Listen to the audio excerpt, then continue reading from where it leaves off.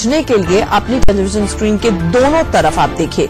इसे ध्यान से देखेंगे तो आपको आज क्या हुआ है वो भी समझ में आ जाएगा और आपके मन में जो सबसे बड़ा सवाल है कि सरकार बचेगी या गिरेगी वो भी समझ में आ जाएगा। सवाल ये है कि कर्नाटक में कांग्रेस जेडीएस सरकार बचेगी या जाएगी। गिर सकती है क्योंकि 2 निर्दलीय विधायक ने सरकार से समर्थन वापस ले लिया है। बच सकती है क्योंकि सरकार के पास अभी भी 117-118 विधायकों का समर्थन है। सरकार के लिए 113 का मैजिक फिगर है। अब आगे फिर से गिरने की आशंका इसलिए है क्योंकि 2 निर्दलीय विधायकों एच नागेश और आर शंकर ने इस्तीफा दे दिया है। बचने के चांसेस ये हैं कि सिर्फ 2 ही विधायकों ने आधिकारिक तौर पर सरकार से बाहर जाने का अपना रास्ता साफ किया, यानी एग्जिट लिया। गिरने की आशंका को लेकर तीसरी वजह यह है कि कांग्रेस के 4 विधायक महाराष्ट्र में हैं, उनके फोन बंद हैं। 3 मुंबई में है, 1 कोल्हापुर में है। बचने की आशा इसलिए है कि कांग्रेस लगातार ये दावा कर रही है कि उसके सभी के सभी विधायक पार्टी के संपर्क में हैं। सरकार के गिर जाने की आशंका इसलिए बढ़ती चली जा रही है क्योंकि 11 और विधायक सरकार से हट सकते हैं। सूत्र इसकी आशंका भी जता रहे हैं। इसमें 10 विधायक कांग्रेस के हैं और 1 जेडीएस का है, लेकिन बच सकती है इसकी संभावना यहां भी है क्योंकि कांग्रेस की बैठक में सिर्फ 3 विधायक ही नहीं पहुंचे, बाकी सभी मौजूद थे। हालात ऐसे बन रहे हैं कि जिसमें गवर्नर की भूमिका बहुत अहम होती चली जा रही है। गिर सकती है अगर 11 और विधायक हट जाएं और गवर्नर फ्लोर टेस्ट के लिए कह दे, लेकिन तब तक ये संख्या 113 के नीचे नहीं जाएगी। गवर्नर के लिए ये कॉल आसान नहीं होने वाली है। गिरने की आशंका की बड़ी वजह यह भी है कि विपक्ष बहुमत की परेड करवाने की तैयारी में है। ऐसे में बचने की संभावना यह है कि फ्लोर टेस्ट का दबाव बनाया जा सकता है, लेकिन क्या ये इतना आसान होगा? कर्नाटक का पूरा गणित इस रिपोर्ट में आप देखिए। लेकिन उससे पहले एक बड़ी खबर आ रही है, उसका रुख कर लेते हैं। इस वक्त की बड़ी खबर ये आ रही है कि कर्नाटक में बीजेपी नेता राम शिंदे ने दावा किया है कि उनका ऑपरेशन कमल यानी कि ऑपरेशन लोटस सफल होगा। राम शिंदे जिन्होंने ये दावा किया है कि उनका ऑपरेशन कमल सफल होने जा रहा है। ऑपरेशन कमल आपको बता दें इससे पहले भी किया जा चुका है बीजेपी द्वारा। अब एक बार फिर से मकर संक्रांति पर क्रांति की पहले बात हुई और अब ये कहना है कि ऑपरेशन कमल सफल होगा, यानी कि बीजेपी जो अब तक इस बात को डिनाई कर रही थी, बल्कि ये कह रही थी कि भाई हमारे एमएलए हमारे विधायकों को कोई पोच ना कर ले, कांग्रेस पोच ना कर ले, जेडीएस तोड़फोड़ ना दे, इसलिए हम गुरुग्राम में हैं, हम तो 2019 की स्ट्रैटेजी बना रहे हैं, रणनीति बना रहे हैं। लेकिन अब ये खबर आ रही है, शिंदे ने कहा है कि 2 निर्दलीय विधायक हमारे साथ आए हैं और कांग्रेस और जेडीएस का गठबंधन गलत था और ये भी कहा है कि हमारा ऑपरेशन लोटस सफल होगा। सुनिए पहले क्या कुछ कहा उन्होंने। ये कर्नाटक का गवर्नमेंट अभी वाइबल हुआ है, खुद ही उन्होंने चीफ मिनिस्टर ने बता दिया है। और ये डेमोक्रेसी में ऐसा कभी होता नहीं कि यहाँ का उधर जाता है, उधर का इधर जाता है।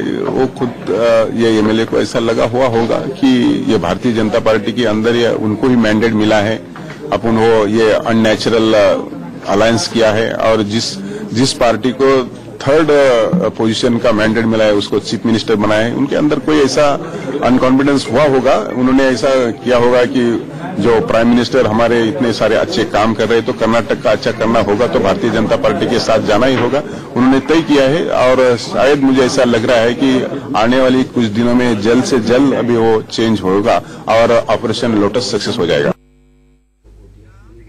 तो सुना आपने, उन्होंने कहा कि ऑपरेशन कमल सक्सेसफुल होगा। वैसे बीजेपी के पास इस पूरे हाउस में 104 विधायक हैं और मैजिक फिगर जो है 113 की है, यानी कि अब बड़ा सवाल कि ऑपरेशन लोटस किस तरह से किया जाएगा, कहां से और समर्थन आएगा, क्योंकि ये 2 निर्दलीय विधायक जिन्होंने अपना समर्थन वापस लिया है, सिर्फ कांग्रेस और जेडीएस से समर्थन वापस लेने से तो बीजेपी की सरकार नहीं बनेगी। क्या है पूरा सियासी समीकरण, अब इस रिपोर्ट के जरिए समझिए।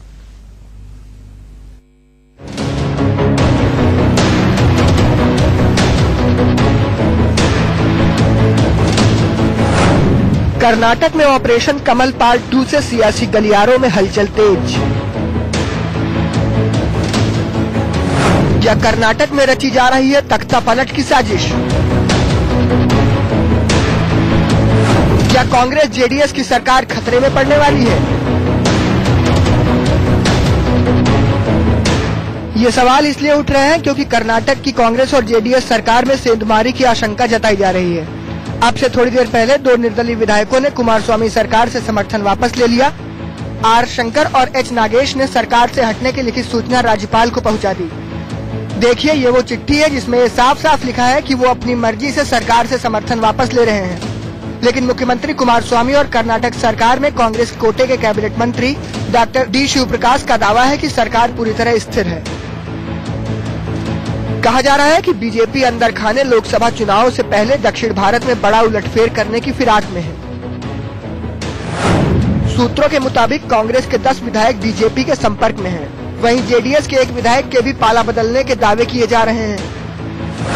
सूत्रों के मुताबिक कांग्रेस के 4 विधायक तो मुंबई पहुंच चुके हैं।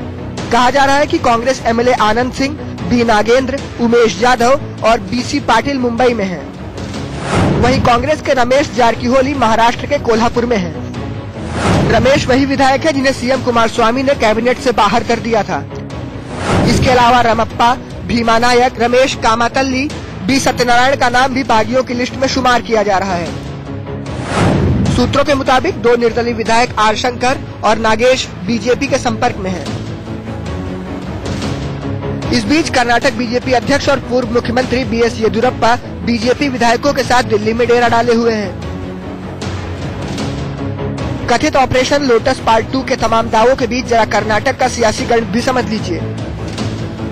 कर्नाटक में विधानसभा की 224 सीटें हैं। इस लिहाज से बहुमत का आंकड़ा बैठता है 113। फिलहाल कांग्रेस के पास 80 विधायक हैं, जबकि जेडीएस के पास 37 सीटें हैं। वहीं बीजेपी के पास 104 एमएलए हैं और 3 सीटों पर अन्य दलों का कब्जा है।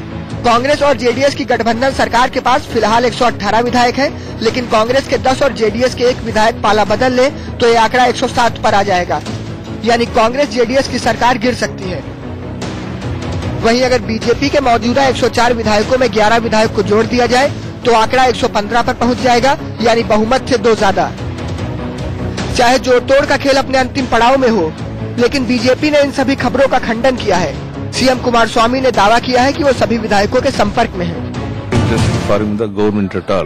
Because they are having absolute majority and we are 104, we are sitting in the opposition party. But even then, they are trying their level best to get 1 or 2 MLAs from BJP. CM himself is trying his level best. ಅದರಿಂದ ಇಲ್ಲಿ ಸರ್ಕಾರಕ್ಕೆ ಅಭದ್ರತೆ ಆಗ್ತಕ್ಕಂಥ ಪ್ರಶ್ನೆ ಇಲ್ಲ. ಮುಂಬೈಗೆ ಹೋಗ್ತಕ್ಕಂಥ ವಿಷಯದಲ್ಲಿ ಕೆಲವು ಶಾಸಕರು ನನ್ನ ಗಮನಕ್ಕೆ ತಂದೇ ಹೋಗಿದ್ದಾರೆ. ನನ್ನ ಜೊತೆ ನಿರಂತರವಾಗಿ ಸಂಪರ್ಕದಲ್ಲಿದ್ದಾರೆ. ಬೆಳಗ್ಗೆ 7:30 ಗಂಟೆಲ್ಲ ಅವ್ರ ಜೊತೆ ಚರ್ಚೆ ಮಾಡಿದ್ದೇನೆ. ಅದರಿಂದ ಅವರು ಯಾವುದೋ ಒಂದು ವೈಯಕ್ತಿಕವಾದ ಕಾರಣಗಳಿಗೆ ಹೋಗಿರ್ತಕ್ಕಂಥದ್ದೇನಿದೆ, ಅದಕ್ಕೆ ರಾಜಕೀಯ ಬರೆಸ್ತಕ್ಕಂಥ ಅವಶ್ಯಕತೆ ಇಲ್ಲ. ಬಹುಶಃ ನಾನು ಇರ್ತಕ್ಕಂಥ ಪರಿಸ್ಥಿತಿ ನೀವೇ ಹೇಳ್ತಾ ಇದ್ದೀರಲ್ಲ. हमारे लोग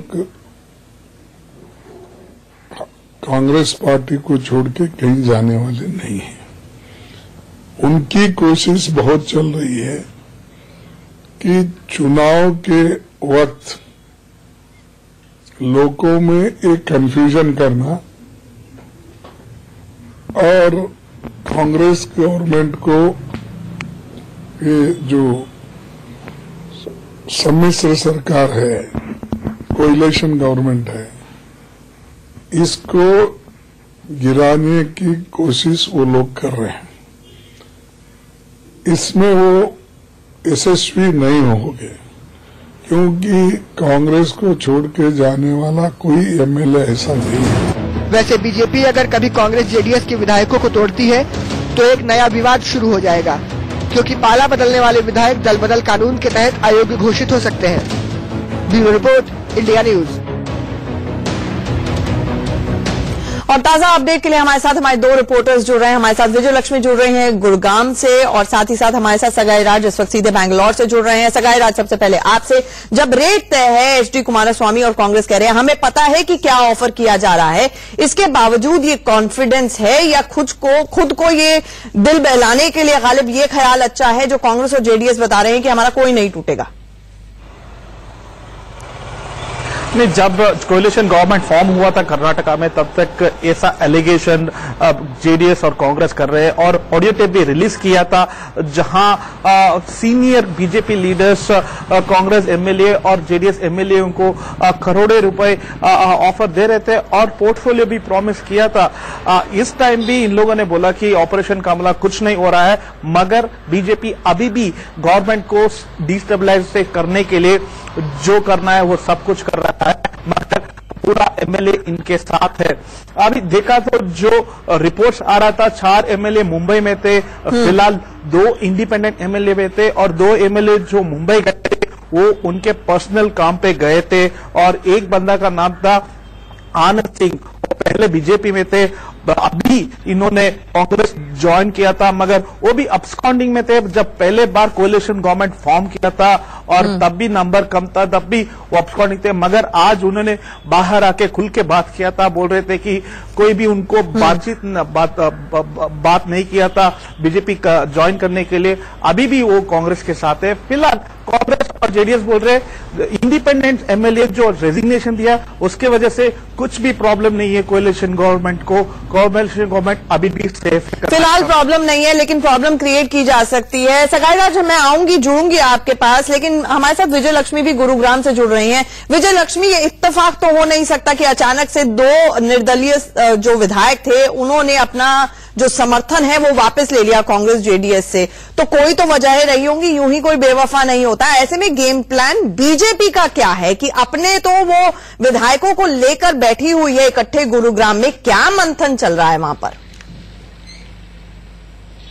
देखिए आंचल, सुबह से हम यहाँ पर हैं और ये आईटीसी ग्रैंड भारत होटल है गुरुग्राम में, और जो बीजेपी दावा कर रही है 102 एमएलए जो हैं उनके यहाँ पर हैं।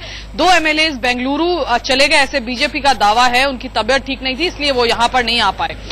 बीजेपी जो है वो कह रही है कि उनका जो नंबर है वो इंटैक्ट है, उनका जो पूरा कुनबा है वो जुड़ा हुआ है, उसमें कोई जोड़ तोड़ नहीं है। अगर किसी के कुनबे में कुछ दिक्कत है तो वो कांग्रेस पार्टी और जेडीएस का जो कोएलिशन है उसमें है। और लगातार ये भी दावा किया जा रहा है कि कांग्रेस पार्टी के 7 एमएलए जो हैं वो बीजेपी के टच में हैं।